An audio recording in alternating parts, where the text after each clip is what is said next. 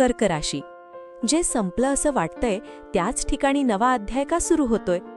जर तुम्हाला खरंच वाटत असेल की तुमच्या आयुष्यात काहीतरी संपलं आहे, तर आजचा हा संकेत नीट ऐका. कारण कर्क राशीसाठी जिथे मनाने शेवट मानला आहे, तिथेच नियती नव्या सुरुवातीची दारं उघडत असल्याची शक्यता आहे. पण ही सुरुवात नेमकी कशाची असेल, आणि सर्वात महत्त्वाचं म्हणजे हा बदल सुरू होण्यापूर्वी कोणता सूक्ष्म संकेत तुमच्या आयुष्यात दिसू शकतो? जर असे योगायोग तुमच्या आयुष्यात घडत असतील तर कमेंटमध्ये जय स्वामी समर्थ लिहा. कारण पुढे सांगितला जाणारा गुप्त संकेत कदाचित तुमच्यासाठीच असेल. पहिली घटना, जुनं थांबलेलं पण पूर्ण संपलेलं नाही. कर्क राशीच्या अनेक लोकांना सध्या एखादं काम, नातं, संधी किंवा अपेक्षा मागे पडल्यासारखी जाणवू शकते. तुम्ही प्रयत्न केले, वाट पाहिली, स्वतःला समजावलं आणि शेवटी मनाशी म्हटलात, आता याचा काही उपयोग नाही. पण थांबा, कधी कधी बाहेरची शांतता म्हणजे शेवट नसतो, ती बदलापूर्वीची तयारी असते. एखाद्या व्यक्तीकडून अचानक संपर्क, जुन्या कामाबाबत चौकशी किंवा आधी बंद झालेल्या मार्गातून पुन्हा छोटी हालचाल दिसू शकते. हा संकेत लगेच मोठा परिणाम देईलच असं नाही, पण त्याकडे दुर्लक्ष करू नका, कारण खरी गोष्ट अजून बाकी आहे. दुसरी घटना, एक छोटा योगायोग मोठा अर्थ घेऊन येईल.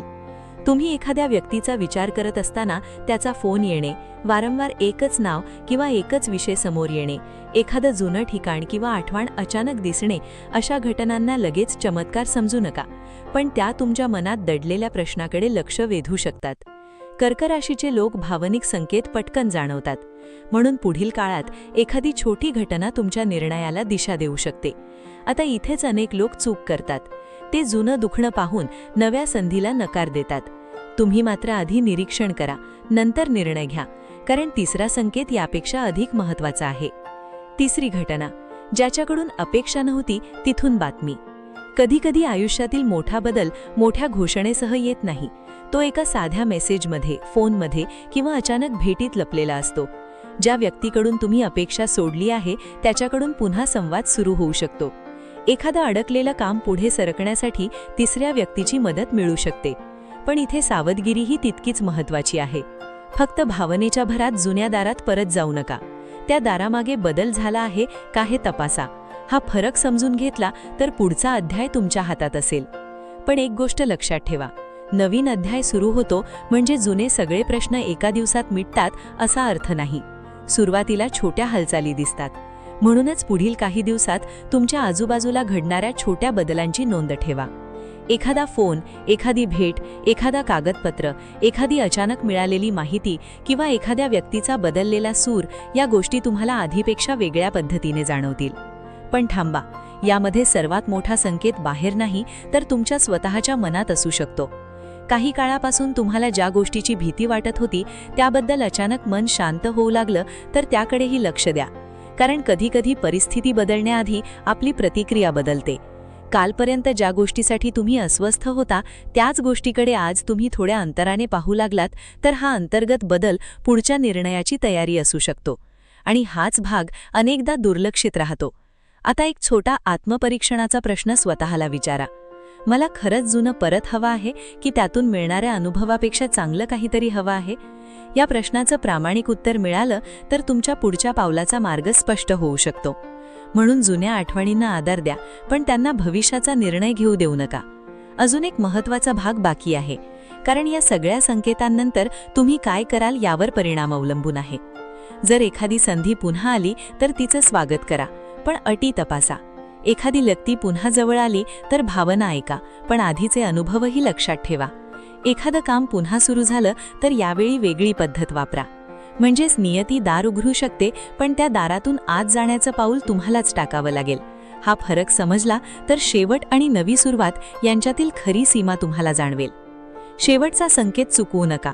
एखादी गोष्ट न मिळाल्यामुळे तुमचं मन आधी दुखेल, पण काही काळानंतर तुम्हाला जाणवेल की त्या गोष्टीने तुम्हाला एका चुकीच्या दिशेपासून वाचवलं. त्या क्षणी मागे वळून पाहताना कदाचित तुम्ही म्हणाल, तेव्हा मला वाईट वाटलं, पण तेच माझ्यासाठी योग्य ठरलं. हा अनुभव कर्क राशीच्या भावनिक स्वभावाला विशेष अर्थ देऊ शकतो. नातेसंबंध, तुटलेली भावना की नव्याने समज. नात्यांमध्ये गैरसमज, शांतता किंवा दुरावा असेल तर पुढील काळात एखादा संवाद मनातील भार कमी करू शकतो. पण प्रत्येक नातं पूर्वीसारखं होईल असं म्हणणं योग्य नाही. काही नाती नव्याने जुळतील, काही नाती नव्या सीमांसह टिकतील, तर काही नाती तुम्हाला स्वतःची किंमत शिकवून मागे राहतील.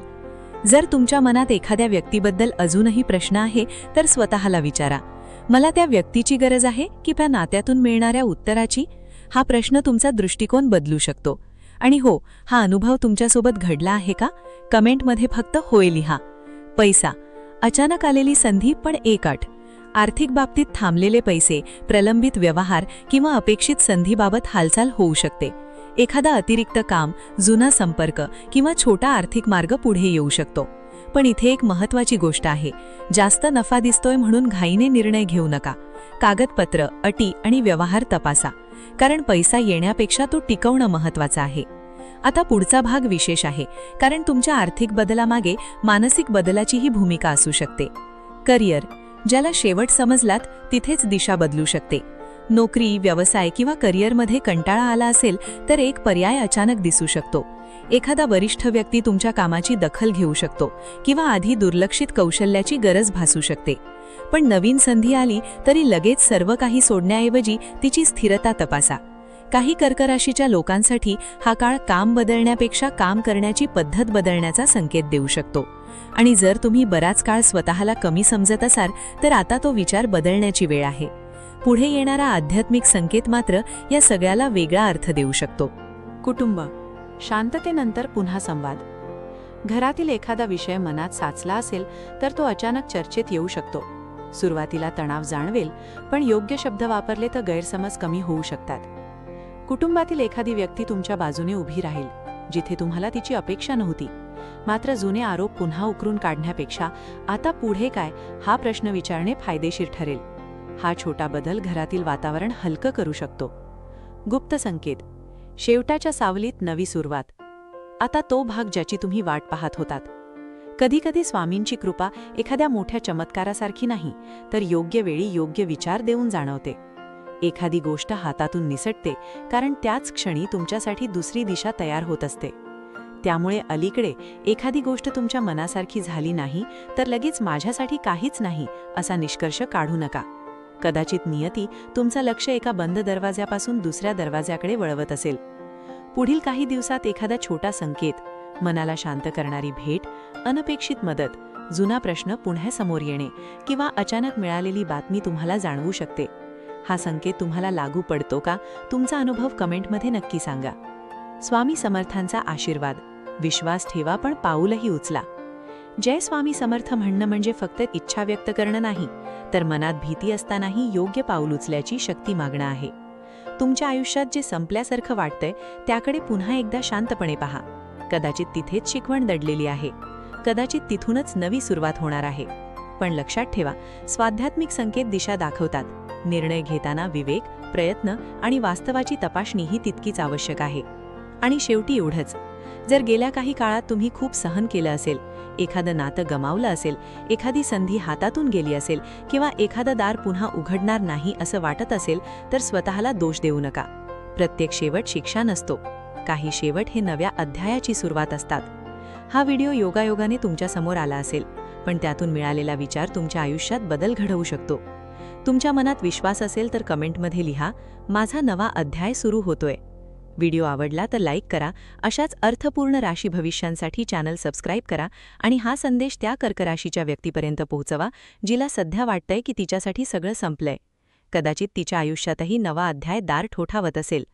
श्री स्वामी समर्थ.